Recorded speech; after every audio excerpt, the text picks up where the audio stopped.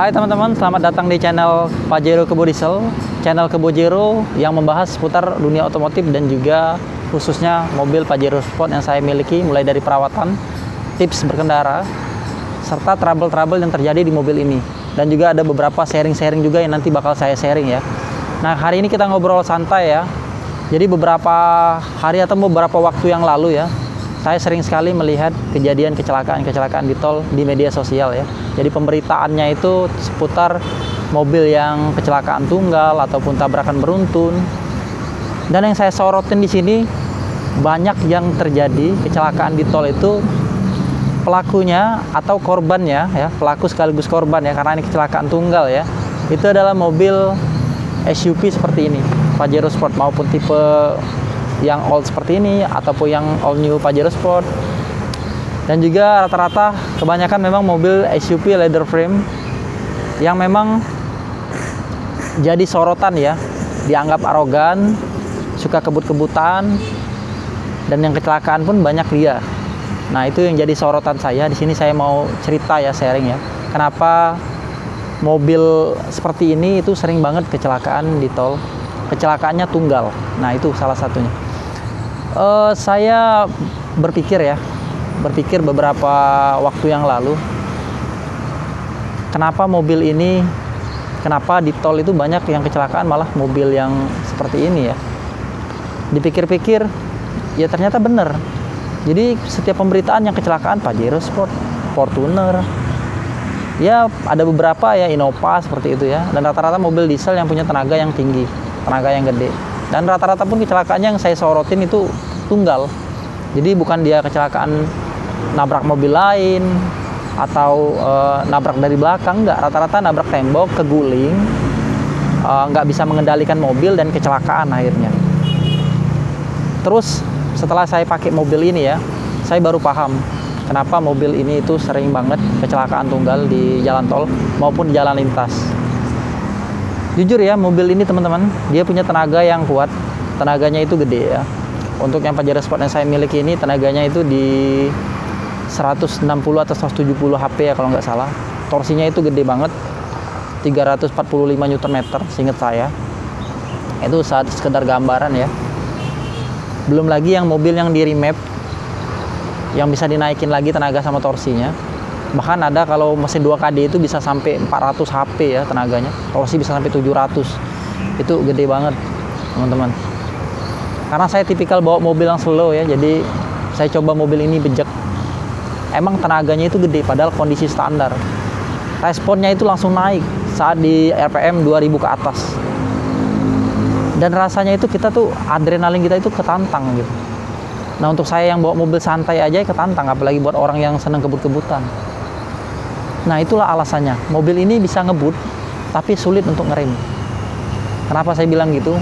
Bodi bongsornya ini ya, karakter remnya itu agak, bukan membal ya, gimana ya ngomongnya, karakter remnya itu agak ngelosor. Jadi buat berhenti itu agak susah sebenarnya. Terus yang kedua ya, mobil ini limbung teman-teman. Ground clearance yang tinggi ya, serta ban yang gede seperti ini, mobil ini limbung. Ini kalau kalian nggak percaya ya, kita giniin aja nih. Nih, tuh, nggak usah di situ, di sini deh. Tuh, goyang kan? Goyang. Gitu aja. Coba kalau mobil kayak Mobilio, ya nggak segitunya. Goyangnya nggak, susah bikin goyang. Kalau mobil ini dikit aja dia udah goyang. Apalagi di kecepatan tinggi. Nah, saya baca nih, saya lihat. Maksudnya saya baca menurut penalaran saya ya. Mobil gede, tenaga gede, dibawa ngebut di jalan tol. Otomatis dia limbung nih. Sekali aja kita belokin setir dikit, dia udah mulai oleng ke kanan, ke kiri. Apalagi kena lubang atau ada yang ngerem mendadak, dia bermanuver. Ketika dia bermanuver, otomatis mobilnya bakal langsung oleng. Dan kalau itu terjadi di kecepatan tinggi, dibejek di atas 100 km per jam, otomatis mobil itu bakal guling. Kalau kita manuver secara dadakan tajam ya. Jangankan manuver ada mobil yang di depan yang rem ngejut aja. Jangankan gitu ya. Kita ngantuk aja bawa mobil di tol lagi deres, atau lagi ngobrol lengah sedikit aja ya. Ada kejadian yang seperti itu yang nabrak pembatas dan akhirnya mobil kepental-pental. Nah, itulah salah satu penyebab kenapa mobil ini ya sering banget kecelakaan tunggal di tol. Karena yang bawanya cuma mikir bisa ngebut aja, nggak mikir bisa ngerem sama bisa ngendaliin mobilnya. Oke lah kalau lurus bisa dikendaliin.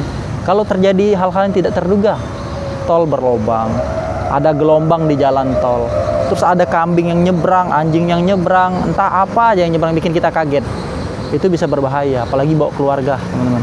Nah, safety ya buat kalian ya. Saya sharing di sini agar kita semua sadar sih, paham bahwa mobil ini sebenarnya bukan buat kebut-kebutan.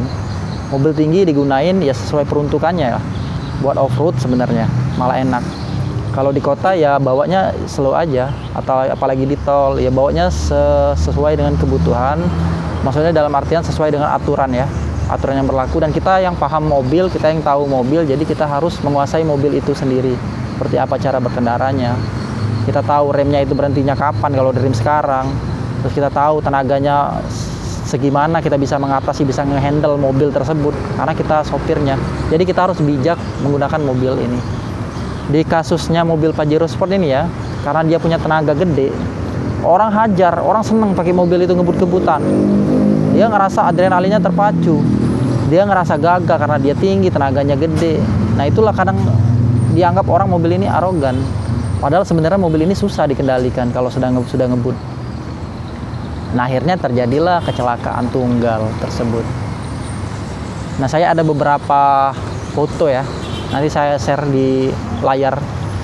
Ini foto beberapa tragedi mobil-mobil Pajero yang mengalami kecelakaan tunggal, yang dimana dia ada rusak ya, parah di bagian depan, samping sampai ke belakang, ada yang keguling-guling. Nah beda cerita sama mobil yang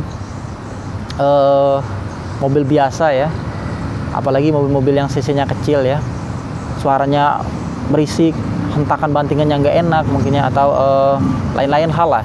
Orang malas bawa ngebut juga kan. Terus juga mobil yang rendah kayak mobil Lio ya, saya bilang ya, karena saya pengguna mobil Lio juga ya. Mobil Lio itu rendah ground clearance-nya, diajak manuver enak.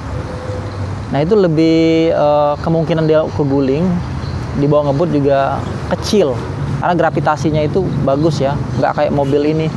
Mobil ini gravitasinya itu tinggi, lumayan gede.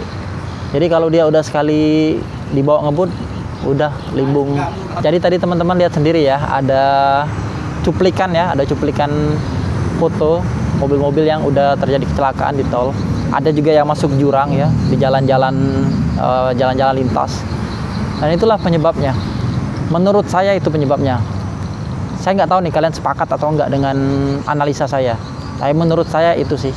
Saya pun tahu setelah pakai mobil ini, tenaganya gede, enak ngebejek. Jujur ya, saya aja pengen bawa ini keluar kota. Tapi yang jelas enggak buat kebut-kebutan, buat rasa enjoy-nya aja, ngobrol bareng keluarga. Gimana tenaganya dibawa 80, 90, bahkan maksimal 100 itu masih oke lah ya. 100 km per jam itu maksimal ya, batas maksimal di tol. Nah yang banyak bawa mobil kebut-kebutan itu ada yang di angka sampai 180, itu kan banyak di sosial media. 160 atau di atas 100 lah pokoknya kebut-kebutan. Nah itu kalau udah terjadi hal-hal yang tidak terduga, ada mobil yang rem mendadak, ada kecelakaan di depan, terus kita ngantuk, setirnya kelepas, ada lobang, ada jalan yang bumpy, yang miring. Ya di tol kita nggak tahu kan medannya gimana, setiap hari itu bisa berubah-ubah. Nah itulah akibatnya yang mengakibatkan mobil menjadi oleng dan menyebabkan kecelakaan. Saya harap kita semua dilindungi ya oleh Allah Subhanahu wa Ta'ala, nggak terjadi hal-hal yang tidak terduga. Tetap gunakan otak. Walaupun kita punya mobil, punya kuasa, punya tenaga yang gede, tetap bijak lah mengendarai mobil. Itu aja pesan saya. Nah sekian teman-teman sharing saya sore ini ya. Selamat berbuka puasa buat kalian yang menjalankannya. Terima kasih sudah menonton video ini. Sampai jumpa di video-video saya berikutnya.